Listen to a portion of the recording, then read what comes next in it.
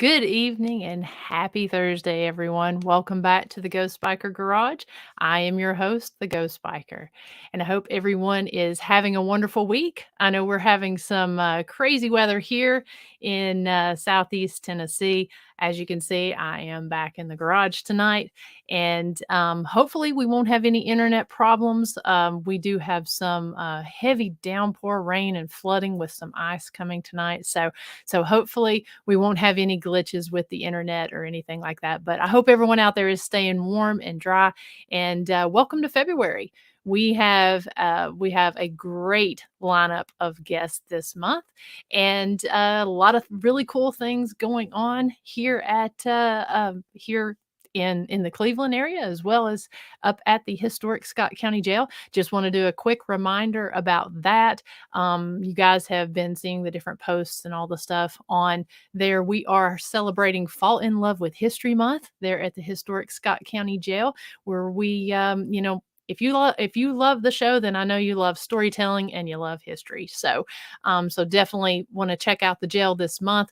We've got our Crimes of Passion flashlight tours that are going to be starting up tomorrow night and going to be running every Friday, Saturday, and Sunday night during the month. So definitely check out www.historicscottco jail and the Historic Scott County Jail on Facebook for those dates. You got to get your tickets in advance, and also some public ghost hunts that we're having. We've got a sold out private ghost hunt event this weekend, but then also some of the different we've got another one toward the end of the month that you can get tickets for, and you can investigate with myself, as also Dr. Christy Sumner from Soul Sisters Paranormal. So definitely make sure to go on there and check out the cool things that we've got going on at the historic Scott County Jail. We also announced a new podcast that we're going to be doing. Super excited about this. It is called the Jailhouse Informant, and it's going to be every Monday night. Still going to be with you here with the Ghost Biker Garage, but I'm going to be co-hosting that from the jail on Monday nights at 8 p.m. Eastern time, and it's going to be history of Scott County and the jail, as well as true crime. And we've got a lot of true crime on this coming podcast. And then also going to be talking a little bit about the paranormal and some of the different things that have happened there at the jail, as well as some of the different teams and some of the things that we've encountered. So a lot of cool things. We'll be kicking off that show this coming Monday night, February 7th at 8 p.m. Eastern time. So not going to, really get, get too much into that right now. We'll talk a little bit about those things coming up the end. Want to say hello to a few of the people who have popped on here. Hey, Chris, good to hear from you. Joe, always a pleasure. And looks like it's pretty icy there in central Texas as well, and rainy night in Knoxville. So definitely a rainy good night for talking about demon stuff. We, like I said, this is going to be a very good show. My guest tonight, I have worked with him on a case that was actually a really big case for me. If you've tuned into any of my past shows, then you'll know that he is one that I have worked with, and that just really knows his stuff. And we're real excited to be talking about this specific topic because it's something that is a little controversial, but something that a lot of people find very interesting. So I'm going to go ahead and break into that. I also, before I get into our guest, I do want to wish a very happy birthday to a lady who has always been such a great supporter of the Ghost Biker Garage, as well as Ghost Biker Explorations. I want to say happy birthday to my friend Janet Alm out in Arizona. So if you see her, wish her happy birthday and go wish her happy birthday on her page, because she has always been someone that has been super supportive of everything we do. So anyways, we're going to go ahead and get on with the show here. My guest tonight has been in the paranormal field for 21 years, and he researches it from a religious perspective. He deeply studies the biblical truths that surround the field, and he also studies the workings of previous demonologists that had the greatest amount of impact on how we should help people from a religious standpoint. Leon has worked with other well-known demonologists throughout the nation and has consulted on cases as far away as Scotland. While having time to be a research analyst on the movie set of the legend of Seven-Toe Maggie. With his dedication to the field of demonology and to God, he vows to never stop at what he does, and this is to help combat the forces of evil by biblical truth and to empower people to use their God given authority over Satan and his forces. So, Leon is also a career Air Force. He is a career Air Force, and so we're gonna go ahead pull him on here, and Leon, hey, welcome to the show. Hey, how you doing tonight? Very well. Thank you for taking the time, and thank you for your service, by the way. Thank you, and thank you for having me on the show. Absolutely. So we got a full crowd here in the chat room, and so I just want to remind everyone, if you have any questions, if you can put those in all caps, because I am moderating the chat room as well as asking questions and talking to Leon. So I want to make sure I don't miss you. But feel free to have comments and everything. But if you have any questions, please put those in all caps. And when we get to a little break in the conversation, we'll be sure to put those up and address those with Leon. So, Leon, if you could go ahead and maybe kind of tell us how you got started in the paranormal as well as the field of demonology. Well, it's quite weird to be honest with you. Um, I can probably date it back to my early days, 12 years old. My mom and I called Unsolved Mysteries with Robert Stack. Yes, indeed. And I always thought that that was fascinating. That was my first interaction or introduction to the paranormal field, to anything weird and strange. And that stuff scared the mess out of me, but I also thought it was fascinating. Anything the UFOs, ghostly stuff, even missing persons. I thought it was fascinating. But I got introduced to Ed and Lorraine Warren watching this show, and as I grow up, as I got older, I decided to take that interest and start researching the paranormal, and it led into me creating a team there out of Georgia called the Georgia Ghost Hunters with me and another friend of mine.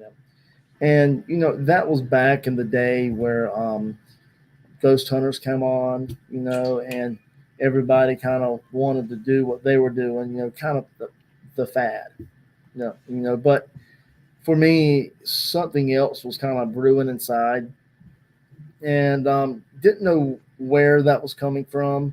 Maybe it was my faith, because I was born and raised in church, So that kind of led to one day we did a case, and everybody some evidence.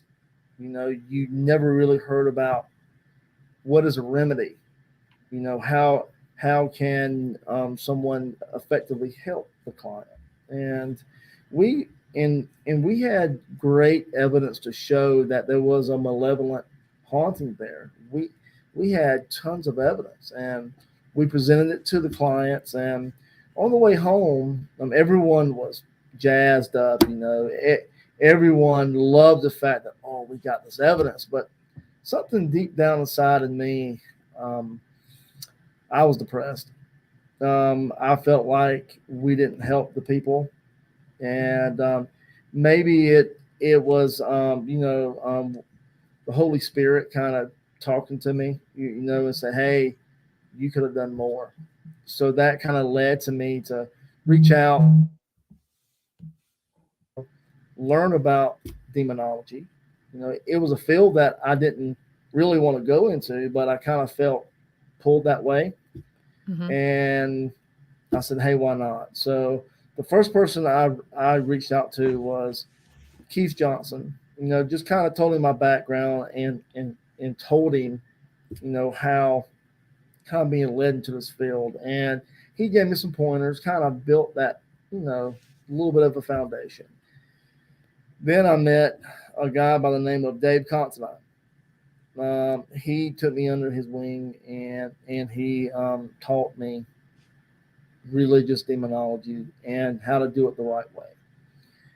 He is one of only a handful that was trained by Ed Warren. So I knew that I was safe under his tutelage, and whatever he was teaching me, you can probably bet your bottom dollar on it. But he also taught me that whatever he tells me or teaches me, take it with a grain of salt. Okay, and then pray on it, research it, and then if it's what I need, use it. If it isn't, tweak it a little bit. So that foundation with Keith Johnson, and then the teaching from Dave Considine is what brought me into the field of demonology. So yeah. How common is it that people? I mean that there. I mean, you seem like you're hearing a lot about demonologists now, and do you feel that most of these have the training that we hear? I mean, because it seems like it's a pretty common thing, but you know, is it just more like a self-proclaimed sort of thing, Yes, or? yes. There's a lot of people that are coming out and they are self-proclaimed. When you're looking for a demonologist, for a legitimate demonologist, first you got to ask who trained this person. Okay, that'll kind of build the baseline of, hate to say credentials, but it is credentials. For example, we know Tony Spera was trained by Keith John, by Ed Warren. Okay, Mhm. we know Dave Considine was trained by Ed Warren. And Ed Warren was a sanctioned religious demonologist, a lay religious demonologist for the Catholic Church. The Catholic Church used him on a lot of cases.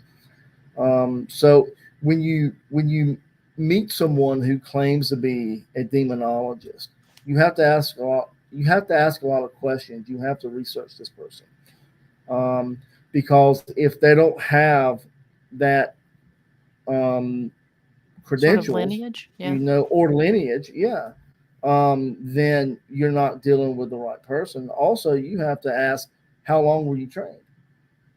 Who do you fall under? You have to have some kind of episcopal headship or some kind of overseer that oversees like what you do. And if you don't, and if that person doesn't have that, then I would stay very clear away from them. It's very good points, because I know I've had folks reach out to me about different hauntings and stuff that they've had in their house. And of course, you know, uh, the only involvement that I've ever had has been, with the case that you and I Mhm. worked on. And so I know that I constantly refer people to you Yeah, because, one, we have worked together, and two, you go through a whole process. I know when I pass someone along to you, you have a whole process that you sort of vet them by, yeah, to go in and essentially see if it's determined whether it is a true yeah. demonic haunting, or whether it's psychological or something else. Can you talk? And I realize too there are some Mhm. things you can't talk about, but Yeah. can you talk about that process a little bit of Uh, how you take a case on? yeah, absolutely. So when I get a case, usually, well, sometimes it's from a paranormal team, but sometimes it's from the client themselves. I don't really go out there and advertise my services, but people know who I am and people know what I do.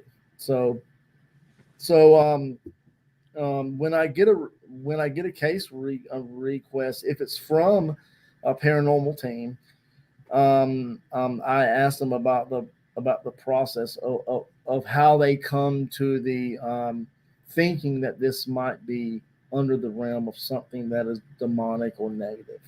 Okay, now if it's the client who is emailing me once, there's a big process like that I go through. Number one, I send them a questionnaire.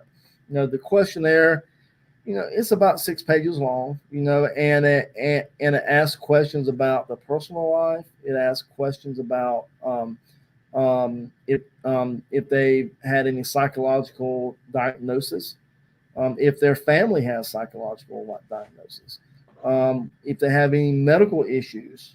I know some people probably wouldn't want to disclose all of that, but we do not give out any of that stuff.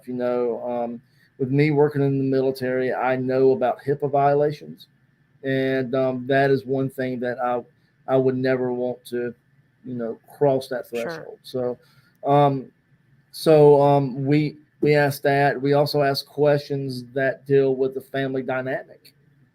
I am looking for, has the family dynamic changed drastically since the first occurrence of the phenomenon?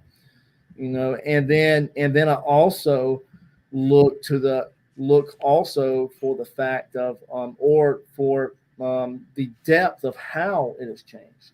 So that can tell you a lot about it too. I also pry into their spiritual life. What religion are you? What faith background are you? I come from a Christian standpoint. I am Anglo Catholic, but I was brought up in the Protestant church. I was brought up in Southern Baptist Church of God, Assembly of God, non-denominational. So I know the ins and outs of every Christian denomination. Just because I'm of the Catholic faith, and someone is Baptist, I'm not going to try to convert you over to the Catholic faith.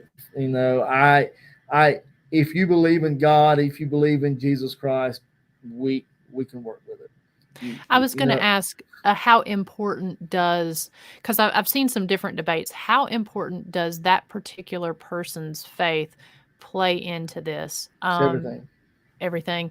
Yes. So if someone who was perchance Wiccan or Mhm. Buddhist, or, I mean, because I know some of that even affects, I guess, if they even believe in demons. Yeah, I just wondered, do they have to be of a similar faith of you to be helped by you? that's a good question, and that's why I know people who are within that faith background that can help as well. Okay.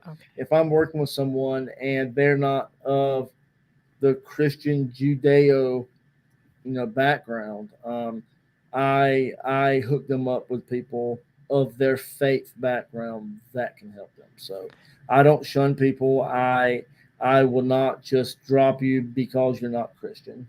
Right. But I will try my best to hook you up with someone who is of the same faith background And that that's you very prefer. respectful, Mhm. very respectable, because you hear of people, you hear of people who are not demonologists, or you hear of people who are not of the same faith taking on things they don't really know what they're doing, and Yeah, how to carry it. yeah. Do you work with any psychiatrists or psychologists with what I you're know. doing? I know. When I lived in Georgia, I had a psychologist like on my team.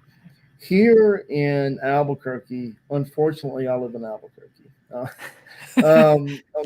This is not a place I I wish on my worst enemy. I'm just here because the military told me to be here. But anyway, um, um, here though, I haven't found any psychologist that'll be willing to you know, partake and help. Now, I have a Roman Catholic friend of mine that he was really good friends with Lorraine Warren. He is friends with Tony Spera, and he kind of works in the same realm that I do. So if Hmm. I go on a case, I bring him with me. If he goes on a case, he brings me with him. Okay. So he has access to that stuff if I need it. He has access to psychologists. He has access to many other things. If I need it, it's there for me. Yes. Gotcha. And we have a question over here I want to make sure to get to before it comes covers up the line there. Steve asks, did Ed Warren educate himself on on demonology? When it came to Ed Warren, you have to understand that before Ed Warren, there really wasn't a set curriculum for teaching demonology. He kind of paved the way, and when it came to Ed Warren, he had to educate himself on demonology. Yes, he probably met some people that knew more about demonology than he did, and they taught him what they knew. But Ed Warren was a pioneer in this field. Him and Miss Lorraine, and he actually wrote the first handbook of how to investigate occult crimes, and it's still in use there in Connecticut and also in some other states up there in that area. So he was a pioneer. There were some things that he had to educate himself on, but he always grounded it with his religious faith. Gotcha. And thank you, Steve. That's a great question. So let's talk a little bit about there in Albuquerque versus in Georgia. You travel all over, correct, for some Yes. of these different cases. Yeah. Have you noticed a difference in like, are you called out more while you're there out west, or did you have more cases? And I realize you were here longer than out there, but have you been called out more out there, and have the cases been different in any way? Well, being in Georgia, we were in the Bible Belt just like you were in the Bible Belt, and um, it it was different in Georgia. The spiritual feeling was different. You know, Sometimes, well, most of the times, I'll be called out on a case, and just as soon as I step foot, I know what we're dealing with. Here though, it's different. You have to understand that Albuquerque is a melting pot of of so many different faiths and so much different spirituality that sometimes it kind of obscures what's really going on. So have I've been called out here a little bit less than I have in Georgia. I think because here they're used to this stuff. They're just so used to it, And sometimes it is demonic, but you have to pry more into it. And yes, I know I said that I don't like living here in Albuquerque. It's not safe. Crime is bad. However, I have learned more about how to look deeper into demonology cases and learn how to pry more into different aspects of different religions and different spiritualities. So I know earlier me and you talked, and I was kind of, didn't like this place, but now that I'm talking about it, it's pros and cons. Sure. I I've learned more about demonology since I've been here than I was in Georgia. With the spirituality aspect of it, not with the knowledge, but with the spiritual aspect of it. So it's a blessing and a curse. We deal with a lot of sex trafficking stuff here too. Sex trafficking, child sex trafficking. There is cases every day that you hear on the news uh, that a kid or a female just got abducted just right out of the clear blue sky. So but when you look at that, um, um, sometimes you have to look at it deeper and deeper into the spirituality parts of it. And right now, I can walk down the road and there are satanic symbols just all over the place, and nobody even knows. So when you're dealing with that aspect of it, when you're dealing with the sex trafficking part of it, you are dealing with the demonic nature of of the stuff, and that's one thing that coming here has taught me. Look out more for for signs of a satanic ritual abuse, satanic symbols just all over the place. And this has kind of opened my eyes up a little bit more. Gotcha. So do you find that that is it pretty common, like when you're called to a case? So say you're called to 10 different cases. What's the percentage of the cases that actually tend to be a demonic haunting versus something else? With me, it that can be a little blurred. And the reason why I say that is the only cases that I'm ever called out on anymore is demonic cases. And usually it's paranormal teams that have investigated this over and over and over Gotcha. again. And they have brought forth really great evidence to prove what's going on. Okay. So that's kind of like a little bit of a subjective answer if I give Sure. you a right answer. The correct answer for me is all of my cases that I've called out on has that possibility of being a demonic. Now there have been some to where it was just psychological stuff, and I was able to pinpoint that just out of the blue. You know, Mhm. there's been some cases where it was just Casper the Friendly Ghost or a dead relative. You know, and during that aspect of it, if we do see that there's nothing malicious here, it is Casper the Friendly Ghost. You know, I like to do prayers for the dead, and in some aspects, it does allow them to cross over. Okay, now, but whenever I go to a demonic case, yes, I listen to the story of the clients. I do listen to their backstory. I get all this information, you know, but how I can really pinpoint what's going on is if I do a on-site visit.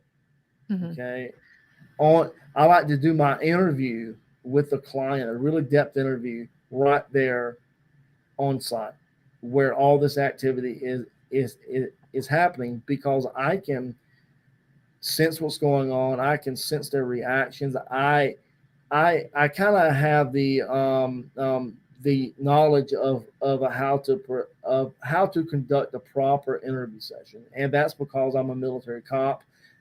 I can pull information out of you that you don't know I'm pulling out of you. You know, it's what I call chit chatting. Mhm. You know, so there's information I'm pulling out. I am reading how your body language is reacting to my questions, you know, and that tells a lot. And then I start walking the whole house, you know, and I know how my body reacts to something that is negative and something that is demonic. And you know, you add all of that from what I talk to the client about, their questionnaire, how my body is reacting to things, and I can gauge if it's demonic or if it's something else. Sure. And so we got a couple questions over here. Bob says, do you think if you are non religious, are you in less danger because you, as a non believer, do not recognize evil beings or demons do not exist? Mm. So there is a quote from Ed Warren, and that quote is basically, it's not word for word, but the biggest lie that the devil has produced is that he doesn't exist. Okay. So if you're non religious, I'm not saying that you're more susceptible, you know. However, if you're non religious, I don't want people to believe that there is no such thing as the devil. Because just as soon as people start to think or start to believe that there is no such thing as the devil, then that opens up the playground for the devil to play in your life. Okay, great question, Bob. Thank you. And then I know Leon mentioned this, really answered this earlier, but Sandra may have been late on here. So she says, so you are a self proclaimed exorcist. Is that correct? Trained by Ed Warren. So I am not an exorcist. I am a demonologist. I study the field from the religious point of view. An exorcist is an ordained clergy that is sanctioned by the bishop for the role of the exorcist. So I'm not ordained. I am currently going through seminary, and hopefully soon I will be ordained as a deacon. But right now, I am not an exorcist. I am the one that the church calls in to gauge if this is demonic or if it's something else. And I am also the one that can help if it's just infestation or if it's something else, oppression. I can help in those aspects. However, the only exception is, or there's two exceptions. One, if the oppression is deeply set in, then the minor rite of exorcism has to be done, but that'll be done by an ordained clergy who is the exorcist. Or possession, which is very rare. That'll be done by ordained clergy, which is sanctioned to be the exorcist by their bishop. Was I trained by Ed Warren? No, I was trained by a very reputable religious demonologist, a religious demonologist who was trained by Ed Warren himself. And thank you for explaining that, because actually, I think there's a lot of misconception on an exorcist and a demonologist. Yes. I think that a lot of people think they're one and of the same. And I think that a lot of the time you hear of demonologists performing exorcisms, and that's where I think that it's just completely just downright scary. I have seen where people will, um, um, how can I say this, will go beyond their spiritual authority. Okay.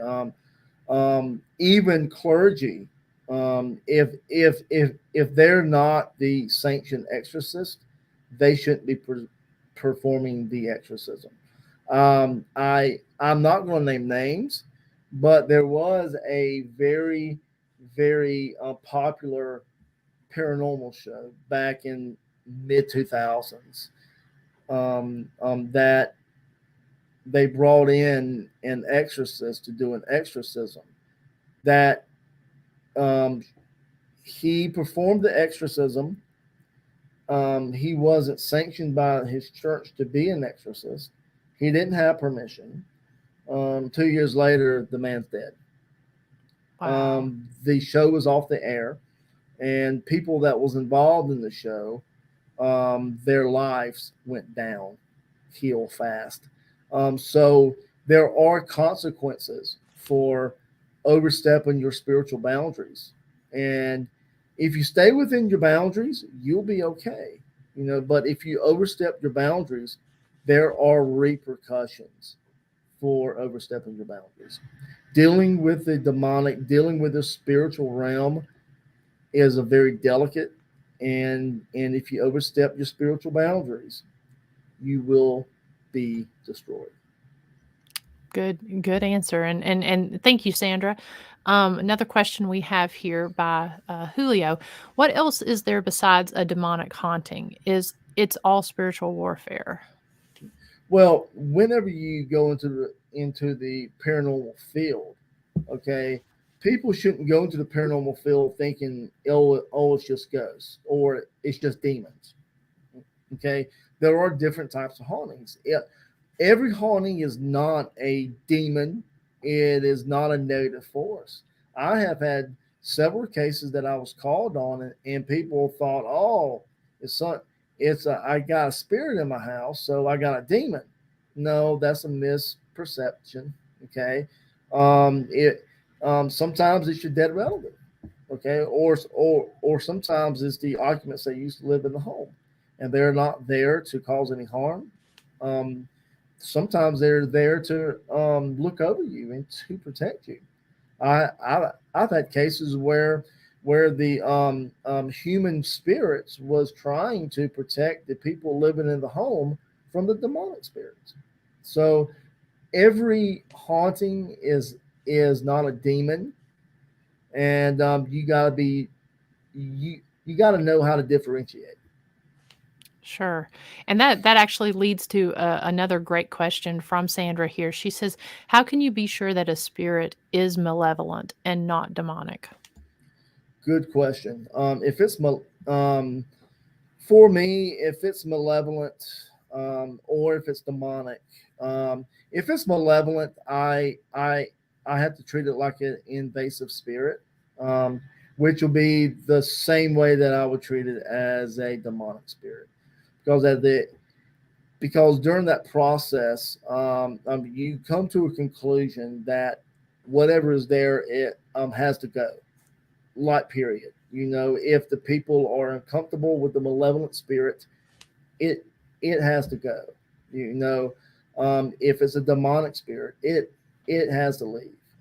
So I would treat it the same way, um, due to the fact that it shows a lot of the same characteristics. I look at this also from, from like investigating a crime scene, or investigating something. You got to put the pieces of the puzzle together. Okay. And I have had very, very good success treating a malevolent spirit the same way I would treat a demonic spirit. So I'm guessing your process is typically not a one and done sort of No, thing. And I guess too, it depends on whether a team calls you or it's a case that you've taken on just yourself. But it is just that, a case or a whole yes, process. yes, yes.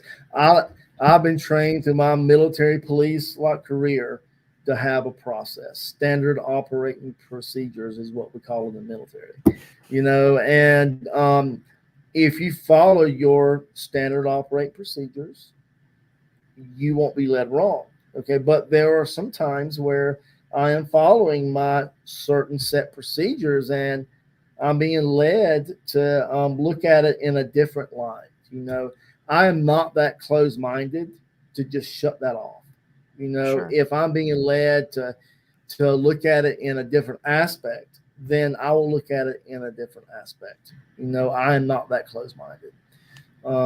So there's been times when it looked just like a demonic case, but the more I'm with the clients, the more I'm in the home, um, um, I kind of get the inkling to look at it in a different aspect, and it'll present itself perfectly as what it is, not versus what I thought it was to begin with. So um, during my process, I also sit at home and I'm looking over the whole case file and I ask myself, but what if it's this, or what if it's that? So I kind of go through a process of elimination, and at the end of the day, you know cases, the malevolent cases will have the telltale signs, versus other things. So the demonic leaves little small tales that tells you that you're dealing with something that is demonic. Gotcha. So D Hoot says, so when you go to a place with a demon, how do you rid them from the location, and what is your technique? So I know So that's also one that you probably can't speak completely about. yeah. So let's just say, when I go to a place and there is a demonic force there, I then have to um, differentiate if it's attached to the place, if it's attached to the property, or if it's attached to the people. And I can differentiate that just by a really thorough interview with the clients. However, if it is the place and the property, I do have a technique that only a handful of people know how to do. Um, I can't go into detail like what it is. Just let's say that it is a home liberation. Let's put it that way. We push the demonic force out of the property, of the home and the property, and after that, it is pretty much a done deal. But if I do get there and we are doing the procedure, and if I see to where I think I might need to bring in the clergy, then I will bring in a priest. Gotcha. And that's like what we worked with the case that you and I worked on the Sunset Hill house. Mm-hmm. And that was one, I mean, that took, I believe it was what, 10, 12 hours? 10 to 12 hours. That Yeah. was the most stubborn demonic force I've ever dealt with. I had to do it over and over. I had to do the procedure over and over and over again. And finally it left, but it it tried to burn down the house like while we were Yeah. there. Not once but twice. It's Yeah. crazy.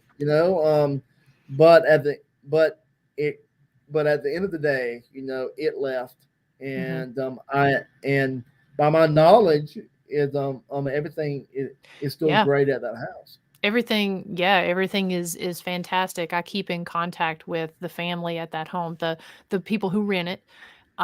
They are it's the same people who were getting ready to move into it, because at the time, just in case people haven't seen the episode, or the series of episodes, there was a family that was going to be moving in. They were fixing the house up. And so that family is still currently the family that's renting it. And that's been since 2019. So yeah, everything has been good. And in fact, everything has been really good at that That's awesome. location. So Oh, that's yeah, awesome. yeah. So we keep up with them, and yeah, because I mean, to me, just being able to be present during the experience, and even being able to use some of our different tools to see some of the things. I mean, you could clearly hear from the spirits that we were that we were using our tools with. Yeah. They were very, very affected Mm-hmm. by what you were doing. Yeah. And that was, I think, one of the things that was so fascinating to me. Whenever and I felt this like at the house too. Whenever I come on onto the property and onto the and into the home of where a demonic force is present, um, I get something I call a pushback. As I'm walking into the home, if it is a demonic force, it is going to try to push me back, and you get that feeling of don't you come any closer. But I think I'm kind of wired weird than any other people like that I know. When I get that pushback, Hmm. it's game on. You know, uh, Hate to say this, but I kind of get a little antsy. It's like game on. But I think that's the military side of me. I Hmm. am very, very stubborn.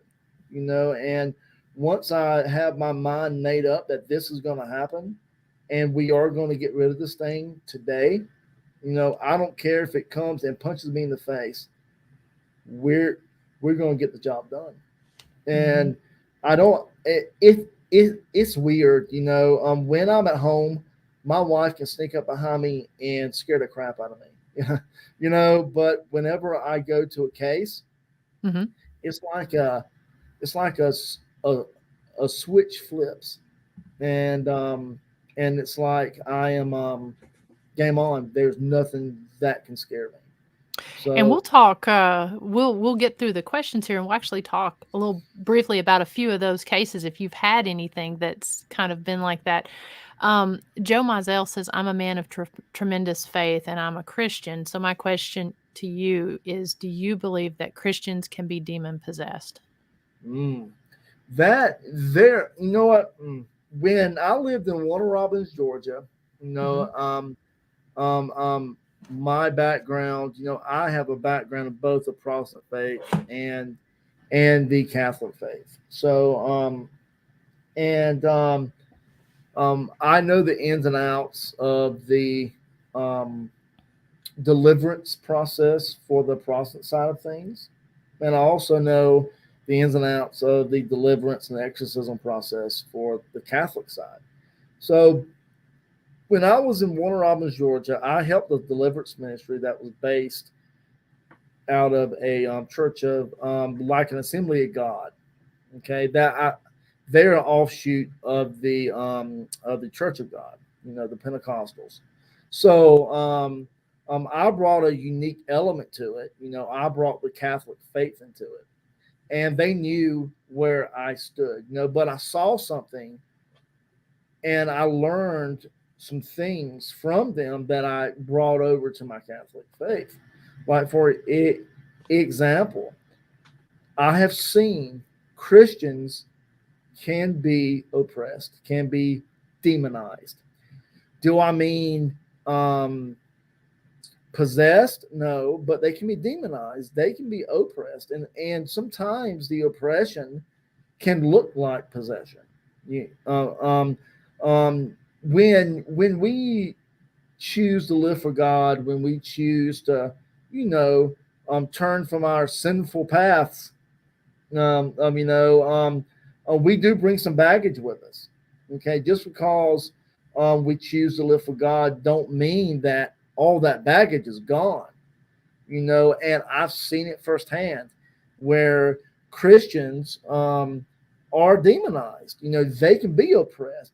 They can go through big bouts of depression. I have seen some of the most faithful people commit suicide. So I have seen where Christians can be demonized. Now, when it comes to possession, that's a different story. If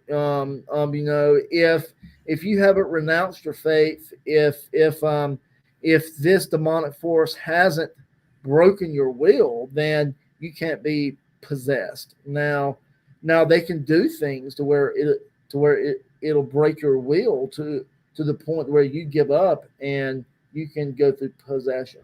Okay, but it's all about the will.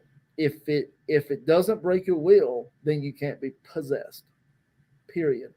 But these demonic forces knows us better than we know ourselves. They are very conniving. They are very, very smart, and they will use our weaknesses to break us down. Good example. So, when I lived in Warner Robins, Georgia, I was working on a case dealing with Santeria. Okay, now dealing with Santeria, dealing with that case, dealing with those types of cases is very, very dangerous. You kind of have to watch your P's and Q's. You got to have a great spiritual life. You got to have a great prayer life, and I did. Okay, and I still do. But at that time, it used the one thing that was very, very dear to my heart. It'll go after your weaknesses, and my weakness is my youngest daughter. That little girl's got my heart. And yes, I love all my kids. I have 4 kids. I got a 15-year-old that don't even want loves from nobody. Okay, she don't want daddy to come up and give her loves on her cheek. No kisses, no hugs. But my baby girl, she's the one that just wants daddy's love. So at the time, they were still in car seats, right? And I was always that person, always question, how can someone leave their child in the car? And me and you've had this conversation. Mm-hmm. I'm very, very blunt and honest. I mean, if you want to know something, I will tell you, and I'm not ashamed to tell the story. So, once again, let me reiterate that these demonic forces know you better than you know yourself, and they know your weaknesses. So, I'm a military man. I have a standard operating procedure for everything. Okay. We come home from church. At the time, we had a minivan. Okay. And we pulled up to the house. Standard operating procedure. I'm not. I'm not going to be the one that leaves my kid in the car. Okay. So I am there, and I am. We get out of the car. My wife gets out of the car, and I count 4 heads. 5 heads count my wife, but I count 4 little heads. I counted all my kids' heads, right? So I even saw all of them, including my little girl. follow my wife into the house, right? So I lock up the van and I go inside.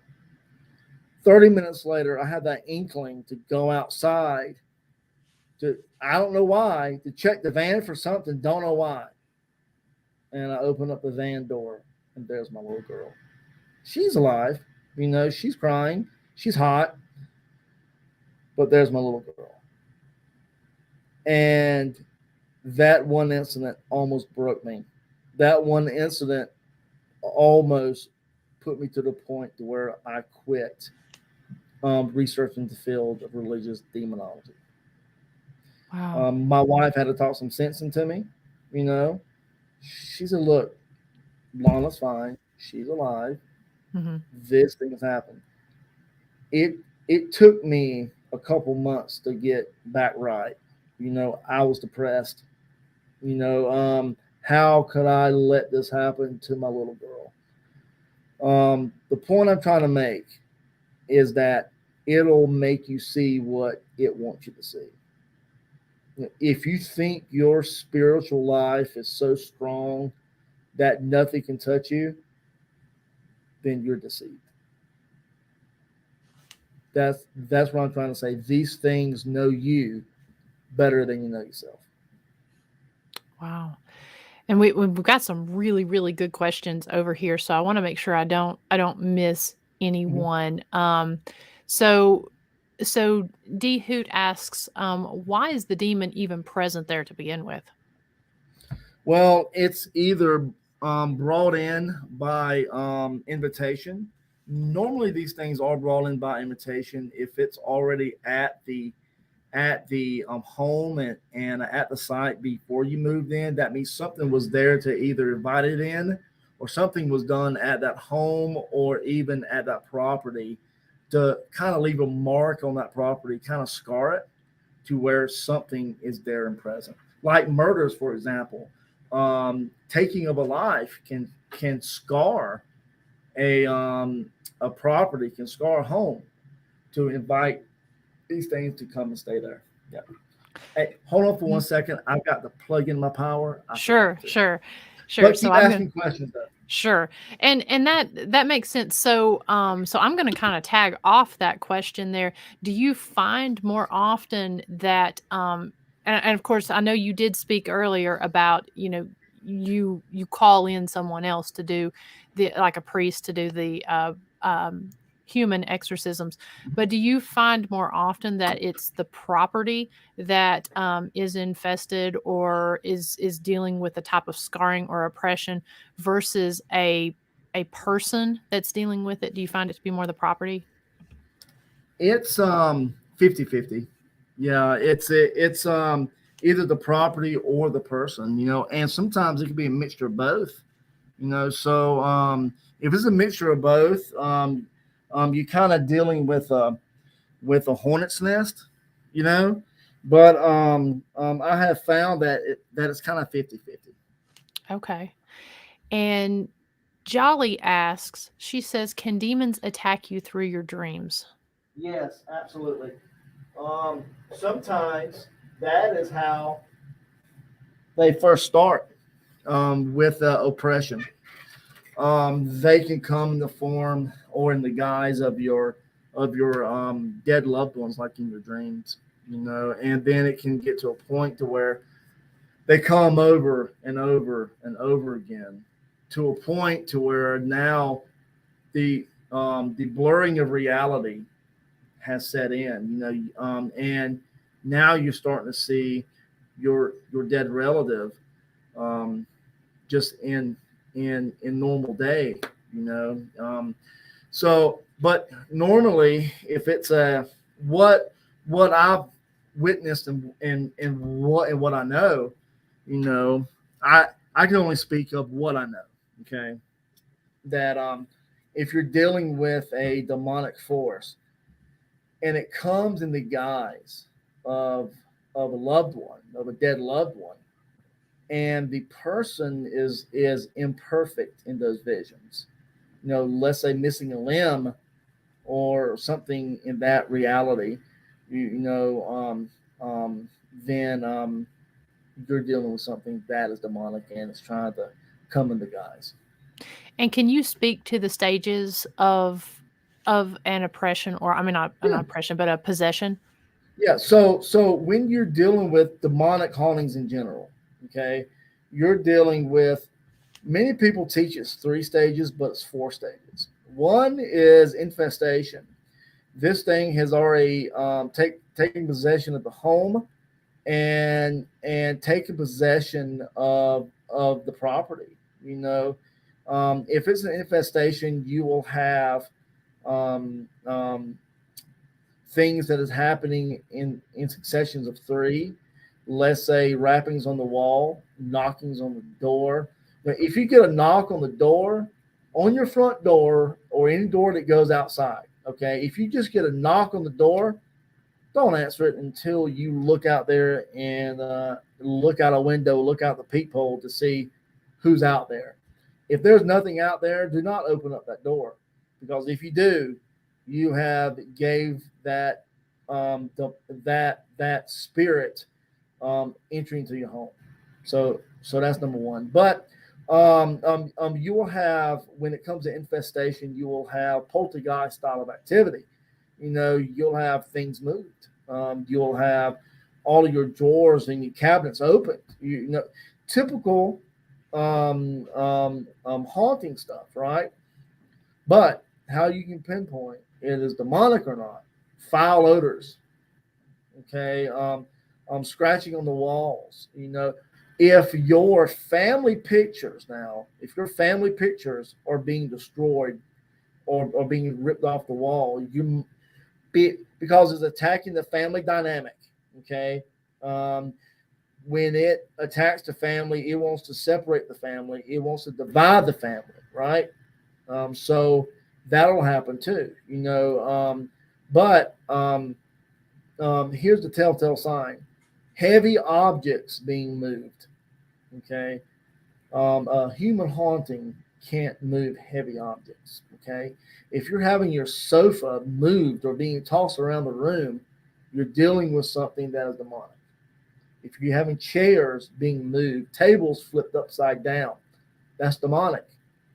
Okay, if you're having refrigerators moved and stuff, TVs, heavy objects being moved, you're dealing with something demonic. Okay, now what it'll start doing is if that person let it festers inside that home, then it can move to an oppression, which it targets the weakest part or the weakest person in that house, meaning the person spiritually, mentally, and physically weak.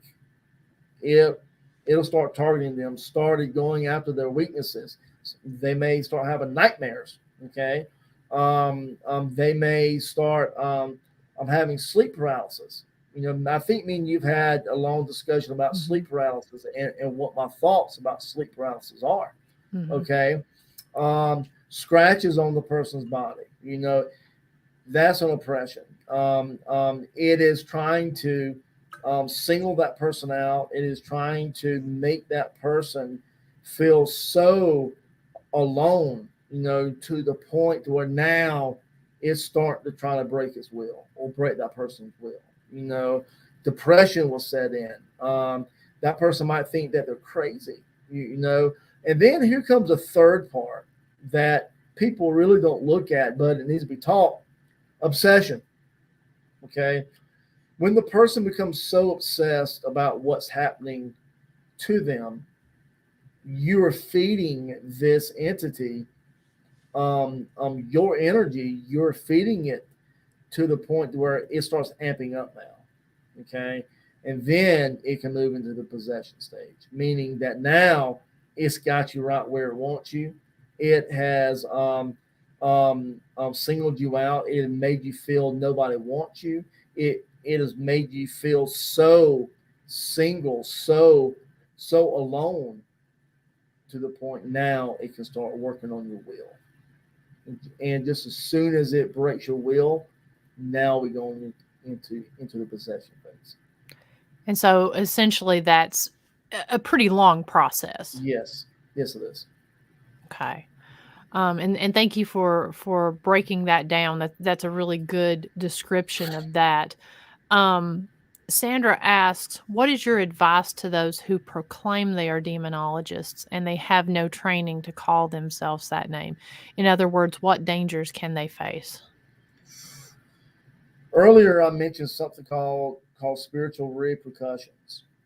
If it's not what they're called to do, if they don't have the proper training, then their lives are going to be absolutely ransacked. And what my advice for them is, are if they proclaim to be demonologists and they have no training, stop.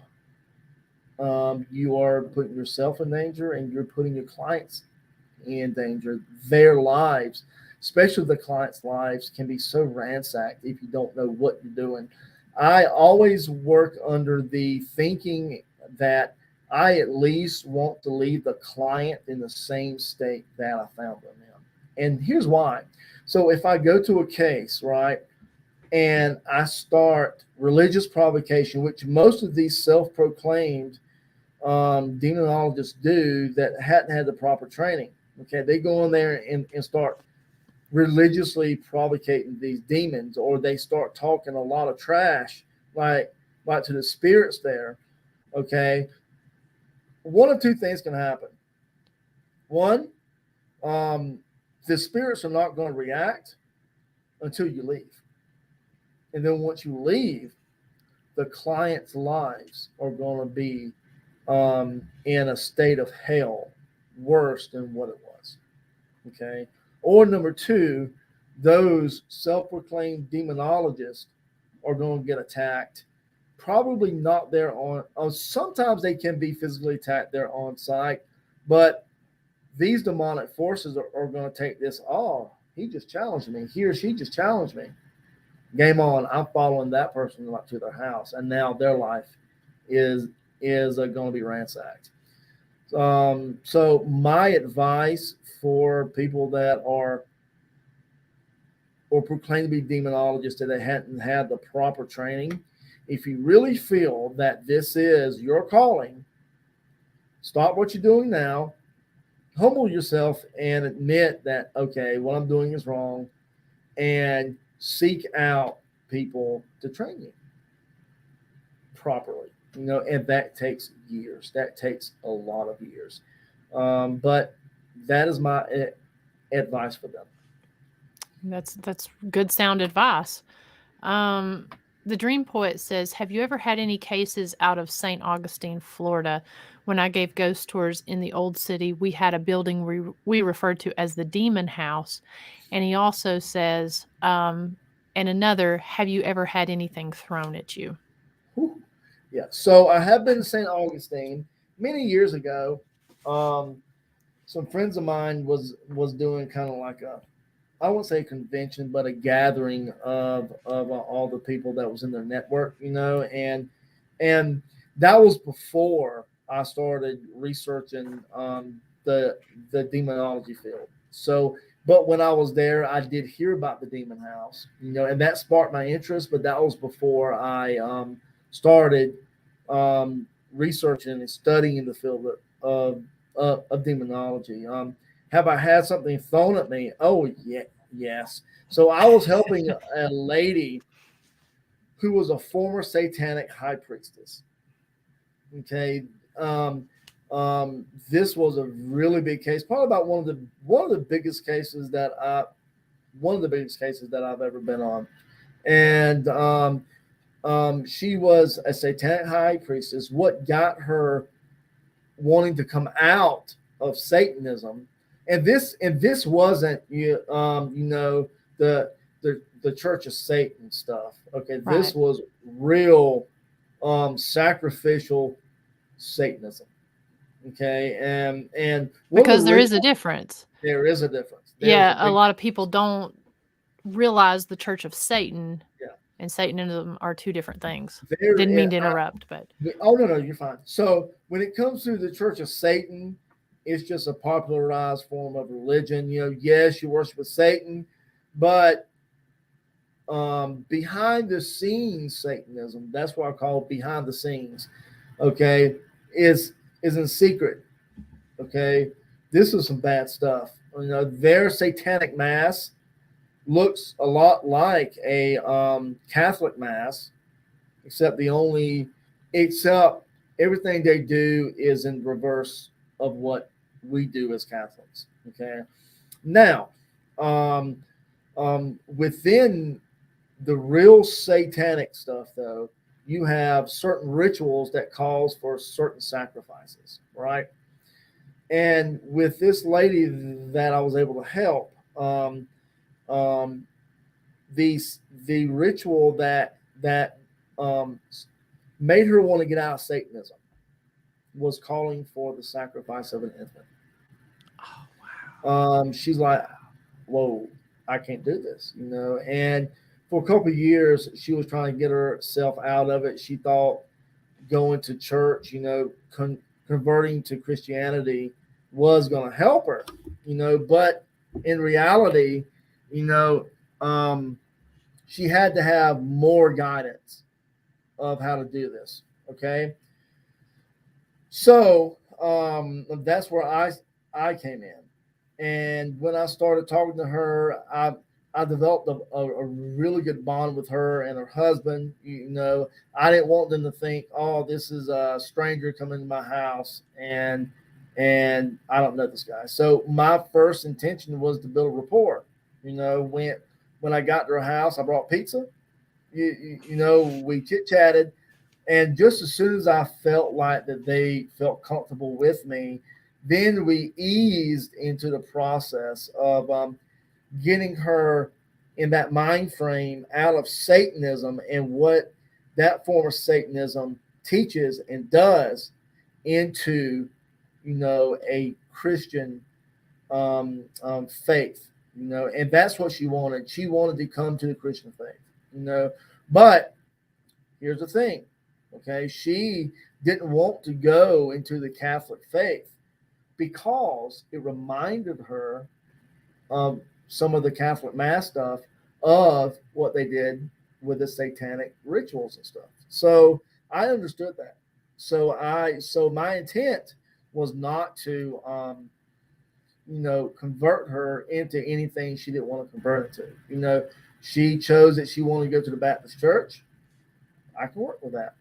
But years went by, and like I said earlier, this is a process, long process, especially dealing with someone who was in Satanism. They were brainwashed to thinking they have tangible power. In and in reality, the demonic forces make you think you do, but there's always consequences for what they do for you in a nutshell, right? But she had to convert to a faith that is faith and faith alone.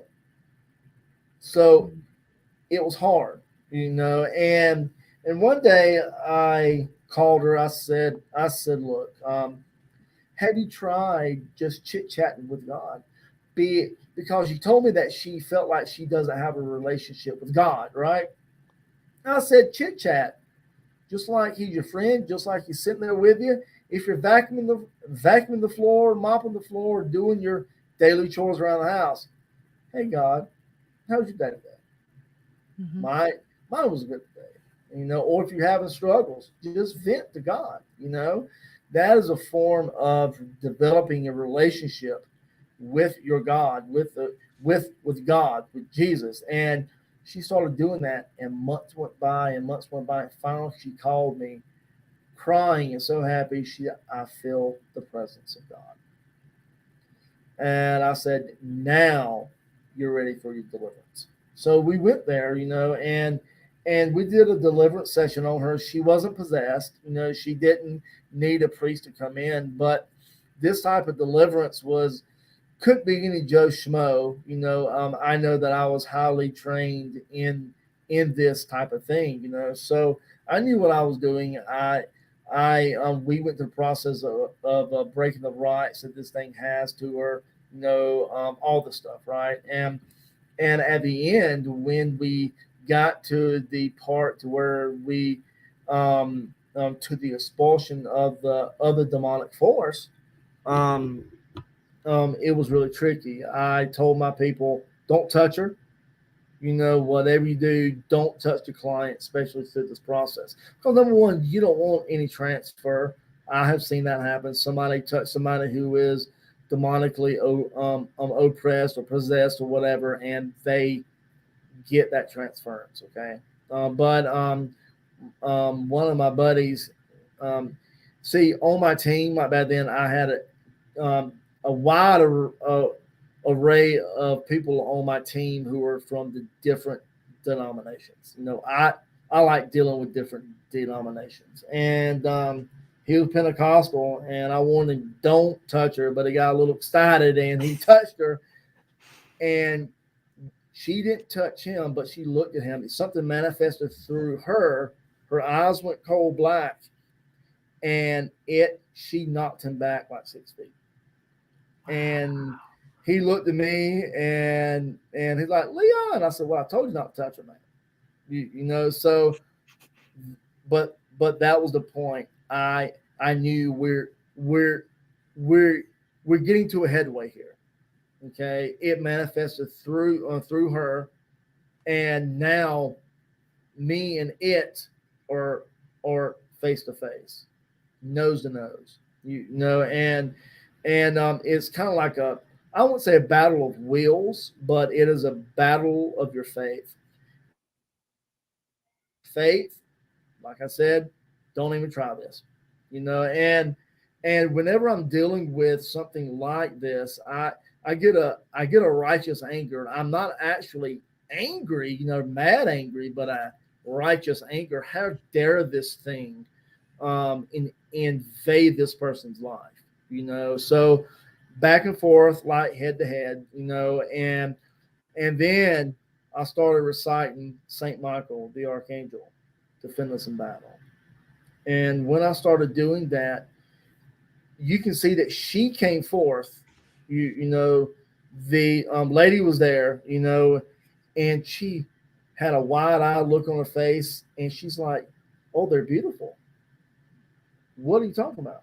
And she's like, "They're standing right behind you, so broad-shouldered, but the one in the middle is the tallest, the biggest, and he's holding a sword." I'm like, "Wow, you're talking about Saint Michael." And from that day on, we did have the expulsion of the demonic force, but she has found her faith. She does live her life, within the faith, but she does have those struggles, with being drawn back to Satanism, which I understand. When someone is a that deep rooted in the Satanism, in stuff like that, just like a drug addict, they're always going to have that drawing, but throughout me and her, our interactions, I've taught her how to battle these drawings, these inclinations to even try something of an Ouija board or something of a ritual. I taught her, if that happens, the Lord's Prayer helps regardless, and she's found a mechanism to where whenever she does feels that drawing to Satanism again, I have taught her those defensive mechanisms, and I talk to her about once or twice a year, just see how she's doing, and she's doing just fine now. Wow, that's wonderful to hear. Got another two-part question from Jeff, and he says, we all agree demons are real. He said, why is the official Catholic Church so apprehensive to get involved? And, just, like I said, we've talked about this before. I am not Catholic. I am of the Protestant faith. So, personally myself, I wasn't aware that they were apprehensive. Is this something that they are apprehensive to get involved in? Yes. So it all depends on the diocese that you're into. There's a lot of dioceses that doesn't want that. How can I put it? That limelight of the demonic. So Some of them doesn't want to give the demonic that limelight, which I understand it, but there are some of them that just wants to ignore the fact that it happens like altogether. It doesn't happen. But this aspect also happens within the Protestant church too, the Methodist church, the Southern Baptist church. I have found, even Church of God, stuff like that. But I have found where there is less churches in the Protestant faith that is equipped to handle this versus the Catholic Church. Okay, it's just the Catholic Church doesn't want to bring this into the limelight. They don't want to say, "Hey, we do this," blah blah blah. You know. Now there's some dioceses that say, "Hey, we do this. Here's our exorcist," but most of them doesn't advertise who their exorcist is. But every diocese does have an exorcist. Oh, okay. And his second part to his question is, he says, do you believe it's possible for people to own or coexist demonic possession items like dolls or etc.? Now, I do believe that people can own it and coexist to a certain extent. Look at Ed and Lorraine Warren. They had, or they still have, their museum of occult objects. Okay, they would have a priest to come in once a month and bless the room. Okay, however, Ed still had interactions with Annabelle. Some of his most dreadful interactions was with Annabelle. So can you coexist to a certain extent? Do you learn to live with it to a certain extent? Would I put myself in that situation? No, absolutely not. If I have an object that needs the demonic spirit separated from it, well, I know how to do that, and then we dispose of that object in a fashion to where nobody will ever get a hold to it again. Just like in a Ouija board, there is a proper way of disposing of an Ouija board. Some of my most heinous cases comes by the way of an improperly disposed Ouija board. Okay, the Ouija board has been used. There have been demonic forces that like comes through. Now something is attached to the board. Okay, but the problem with the Ouija board use is not the board itself; it's the human element. It is our wanting to interact with the spiritual realm. In some cases, that brings forth or opens up doors for the demonic to come in. Because when you're dealing with an Ouija board or any aspect of communication with the spirit realm, you don't know who or what is going to come through. So when it comes with an Ouija board, if it's been used in that way and a demonic force has come through, now the demonic force is attached to the board. And the proper way of disposing of that is consecrating it, separating the spirit from the board, and then disposing of the board in a way to where no one will ever get a hold to that board again.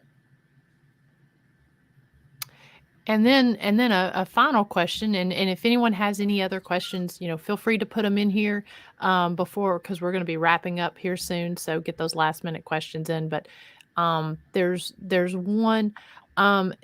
D Hoot asks, expelled to where? So when you and I know this is probably a pretty common question you get. So when the demons are expelled from the homes or from the individuals, where do they go?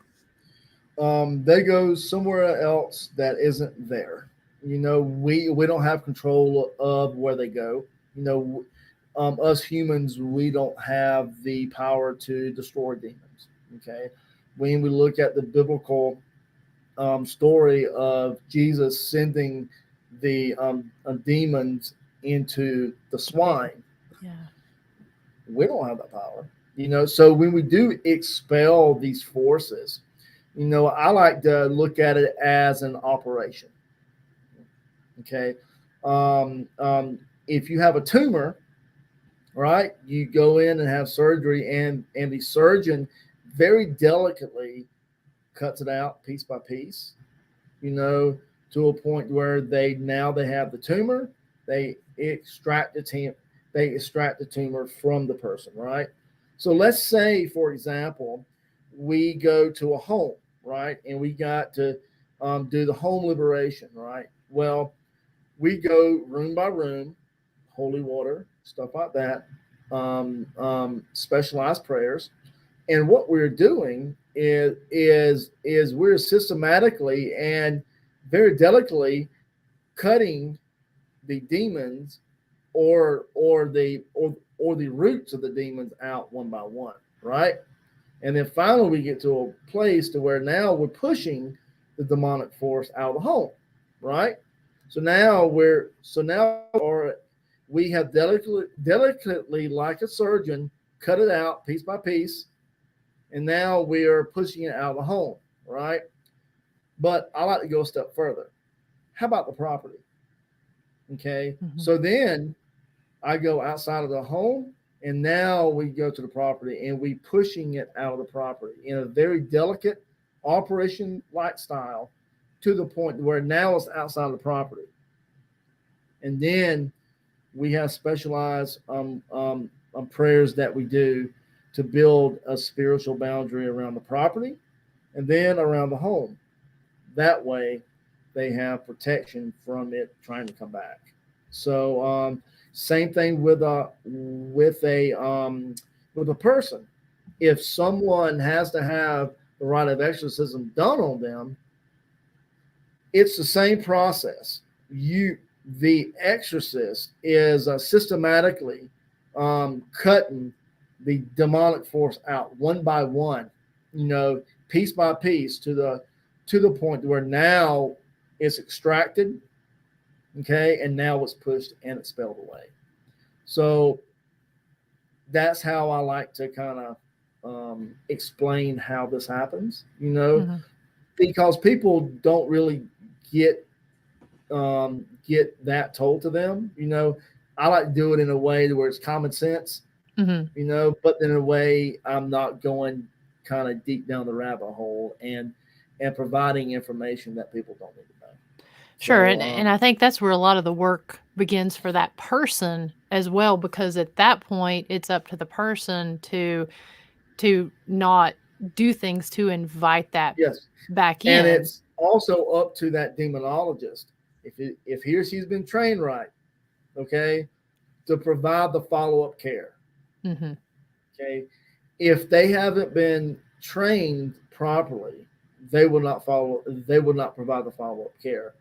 I still talk to clients years and years out down the road, make sure that they are doing what they're supposed to be doing. Some of them I have developed a really great friendship with, and we talk all the time, but some of them will call me and say, "Hey, Leon, I'm struggling with this. How can I fix it?" Well, we're all human. We struggle with things, right? But do we really let it get deep down inside of here? Because the first part of spiritual warfare starts with here. That's why the demonic likes to take away your sleep first, or likes to start with your mind. Because if it gets a hold to your mind, then it's got you. Yeah, and that's one of the things you did with the family there that was that was moving into the house that we worked together on, was made sure, that that they knew what they needed to do in order to keep that situation from reoccurring. And so that's what I like to do too. If I'm coming to a situation to where I have to do with deliverance, or I have to if I have to do the home liberation, right? I like to get the sense of the people too. Are they gonna put in the work to take my advice, and especially after everything is done, to fight these things away, because these things are going to try to come back. It's like putting out a fire. You still have embers, right? But if you let the embers spark up, another fire is going to start up, right? Sometimes it's bigger than what the fire originally was. Mm-hmm. Okay. So it's like that, after the spiritual warfare has happened, after these things have been expelled and stuff like that, uh, I teach them how to look for these embers. It can be the smallest things, but if you don't address it and just let it spark up, then why do we even come? So I like to get a before I go into the expulsion part, before I go into actual spiritual warfare, I like to get the warm and fuzzy that these people are going to do what I tell them. They are going to um, do their best or do what I tell them to keep these things away after it's said and done. That's why earlier I said I like to leave the people in the same state as I found them, because some cases the people are not going to do what you ask them to do. So why go further into it? Why Mm-hmm. put them at that risk? Of going in there, stirring the pot, and then leaving them to suffer throughout all the drama that will come after that. So that's the reason why I like to leave the people at least the same way that I found them. And that's great advice. But Leon, I appreciate you so much taking the time Yeah. to talk to us. I know this is a topic we could talk a whole lot Oh about, yeah. and we've just scraped the surface. I appreciate everyone, your comments, your questions. Thank you for your great questions. Thank you for being respectful. Thank you for taking the time to ask your questions. I hope that Leon has been able to answer any questions you have. If anyone has any further questions or is in need of assistance or anything, what is the best way for them to, if they have a question or whatever, for you to reach out to you? I don't advertise my services, which I found that even if I don't, I Hmm. still get massive case requests. So um, my email address is Leon Wilkes 36. That is LeonWilkes 36 at hotmail.com. Okay. Okay. And I of got that course, wrong. I'm sorry. I got so many emails. It's at gmail.com. Sorry. Ah, and to if anyone who watches the show um wants to reach out, you can reach out to me and I'll reach out to Leon and then put him in contact with you if you have any further questions on this. So again, thank you all so much. Just a few little programming notes about some things. Do you have anything coming up, Leon?